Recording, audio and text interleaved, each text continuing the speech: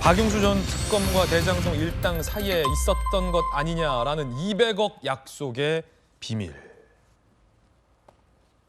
이른바 대장동 일당들의 민원을 해결해주고 그 대가로 대장동의 건물 등 200억 어치를 받기로 했다라는 검찰의 의혹이 박용수 전 특검을 향하고 있습니다.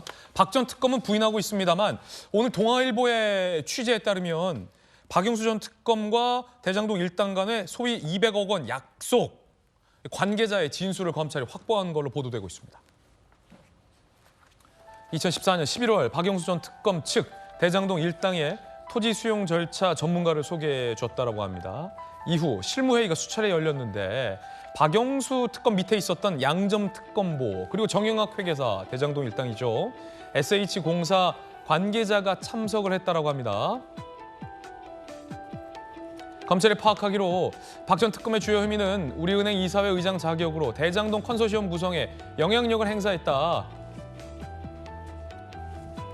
자문 및 전문가를 소개해줬다. 200억 상당의 대가를 약정했다. 400평 규모 상가 부지 플러스 건물을 박 전 특검이 요구했다. 박용수 전 특검은 양 전 특검 몫으로 단독주택 2채를 요구했다. 라는 관련자 진술을 검찰이 확보했다. 박용수 전 특검은 전혀 모르는 내용, 대가 약정 사실은 결코 없다라고 부인하고 있는 상황입니다.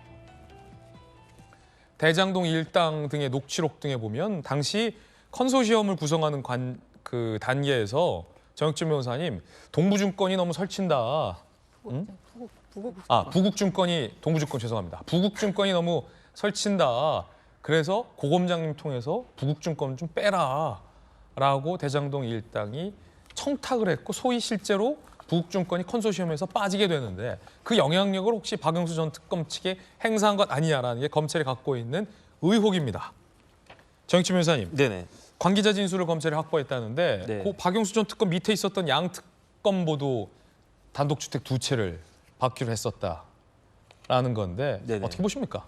저는 사실 이제 50억 클럽 하면은 곽상도 전 의원이 제일 먼저 생각이 나지만 실질적으로 이 김만배 일당과 가장 가까웠던 사람은 누가 뭐라 그래도 박용수 전 특검이에요. 왜냐하면은 일단 다른 걸 떠나가지고 2015년 2월 6일 날 화천대유가 설립이 됐거든요. 근데 설립된 날짜가 굉장히 웃겨요. 왜냐하면 입찰 공고가 난 게 2월 13일인데 예. 입찰 공고가 날 줄 알고 일주일 전에 설립이 된 거예요. 그런데 화천대유가 그 2월 6일 날 설립된 회사를 성남시가 성남도계공이 3월 27일 날 한 달 반 만에 우선 협상 대상자로 선정을 갖다 하거든요. 그리고 난 다음에 일주일 뒤에 5억 원이 넘어가는데 누구로부터 누구에게 넘어가느냐?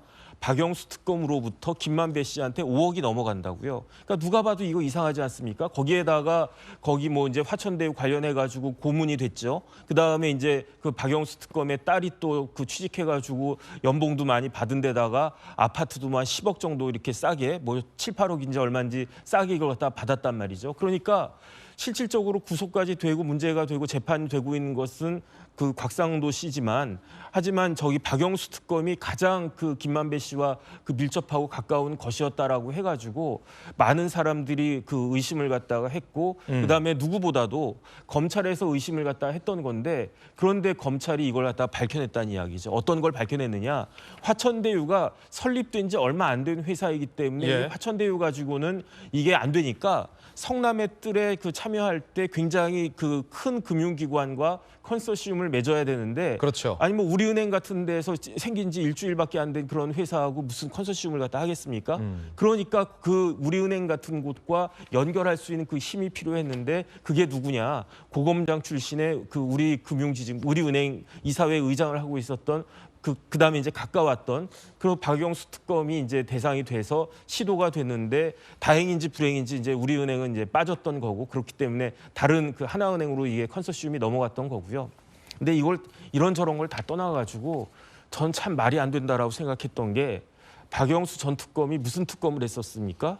그 박근혜 전 대통령 국정농단 특검을 갖다가 했고 양모 변호사는 그 밑에서 박영수 특검을 보좌했던 사람 아니겠습니까? 예. 그랬던 사람들이 누가 뭐라 그래도 이제 그 성남시 그러니까 검찰 표현대로 하면 시정농단을 했던 것에 있어서 가장 핵심적인 역할을 했던 사람 중에 한 명인 박영수 전 특검과 이런 사람들이 뭐 한 1, 2년 뒤에 뭐 저기 그 박근혜 특검이 언제 2017년 초였나요?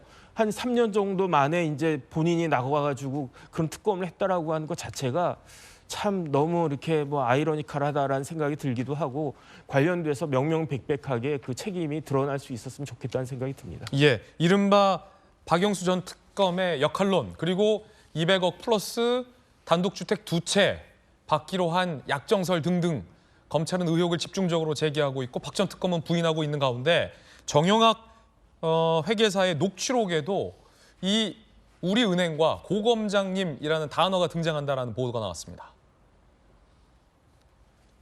남욱 정영학 대화 중 우리은행이 신의 한 수라니까요. 우리 사이즈가 아니고 좀 큰 사이즈라서 고검장님 안 계셨으면 아우 힘들어 약간 좀 그렇겠더라고. 검찰은 여기서 고검장님 안 계셨으면의 고검장님이 박영수 전 특검 아니냐라고 보고 있다라는 보도도 나왔습니다. 김연아 의원님. 2014년을 제가 좀 되돌아보니까 예. 부동산 경기가 참 좋지 않을 때였어요.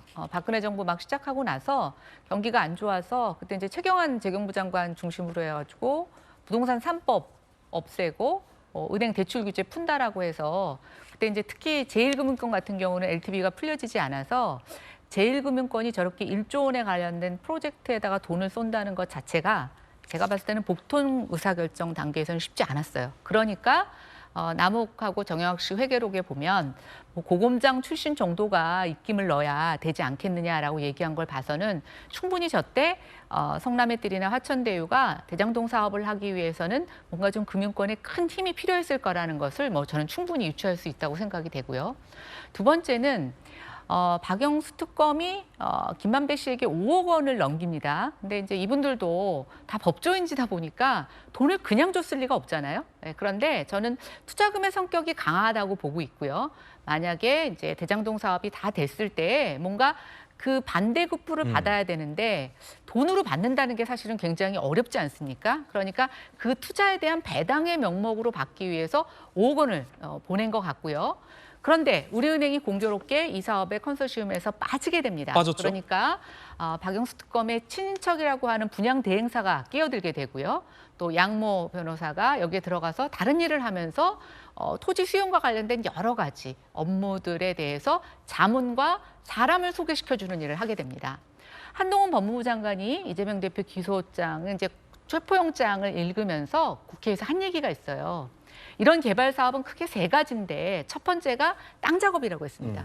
두 번째가 인허가, 세 번째가 돈 문제예요. 그런데 지금 사실 이 부분에서 제일 첫 작업을 박영수 특검과 관련된 관계인들이 굉장히 많이 관여했다라는 것이 이번 수사에 나왔고 저는 이제 앞으로 이게 단순히 50억 클럽의 얘기가 아니라 대장동의 다른 시즌2가 될 거라고 생각이 됩니다. 그러니까 대장동의 초기 땅 작업을 과연 어떻게 했는가라는 것에 대한 또 다른 의혹이 나올 수 있을 것 같아서 뭐 특검법이 지금 빨리 통과될지 아닐지는 모르겠지만 어쨌든 대장동 수사와 관련돼서 이 부분의 앞단이 빨리 밝혀져야 된다는 생각합니다. 검찰은 박영수 전 특검과 김만배 씨 간의 수상한 송금 내역을 의심하고 있습니다. 금액이 무려 5억입니다. 박영수 전 특검이 김만배 씨에게 5억을 송금한 겁니다.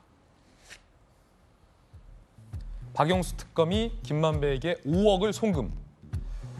송금 일주일 전에 화천대유는 우선 협상 대상자로 선정이 됐습니다. 검찰은 이거 대장동 투자금 아니야? 라고 의심하고 있습니다. 보내니 박영수, 받느니 김만배. 금액 5억. 투자금 아니야? 그런데 박영수 전 특검의 해명은요. 김만배 씨가 저거 내 인척인 이기성한테 빌린 돈이다. 그래서 내 인척인 이기성이 나한테, 내가 화천대유한테 이체해 준 거다. 사용처는 모른다. 라는 해명을 냈습니다. 김수영 교수님, 이 씨가 빌린 거면 이 씨가 직접 화천대유한테 갚으면 되지. 왜 박영수 특검이 5억을 김만배 씨에게 쏴주죠? 도대체 이해하기가 어렵죠. 사실 저런 식으로 돈이 흐름이 가면은 자기가 연루되는 거기 때문에 이게 문제가 됐을 때 자기도 어떤 문제에 들어가게 되는 건데 이런 돈 관계를 굳이 그러니까 본인의 통장만 명의만 빌려줬다는 건데 그렇죠. 아니 차라리 뭐 박영수 특검의 돈을 이 씨의 통장을 통해서 갔다 그러면 또 이해를 하겠는데 이 씨가 그냥 김만배에게 돈을 보낼 일이 있어가지고 보내는데 박영수 전 특검을 우회해서 보냈다라는 거예요.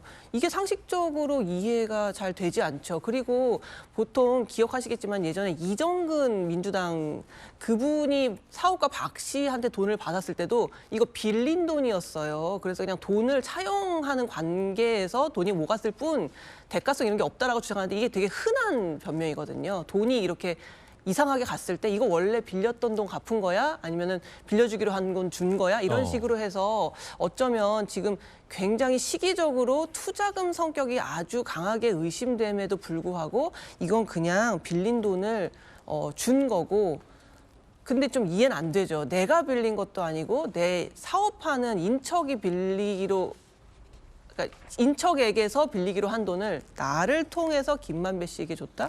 이건 어느 모로 봐도 상식적으로 이해가 안 되고 특히나 변호사에다가 특검까지 한 분이 자기 명의를 그런 식으로 함부로 빌려준다고요? 저는 그에 상응하는 설명을 내놔야죠. 왜 그러면 자기 명의를 빌려줬나요? 특히나 변호사식이나 되시는 분이 이거에 대한 설명을 제대로 내놓지 못하면 이거는 본인의 투자금이 간 거라고 볼 수밖에 없지 않을까 싶습니다. 예. 박영수 전 특검의 해명 있는 그대로 전해드리고 있습니다만 이해하기 어렵다라는 김소영 교수의 논평도 함께 전해드리고 있습니다.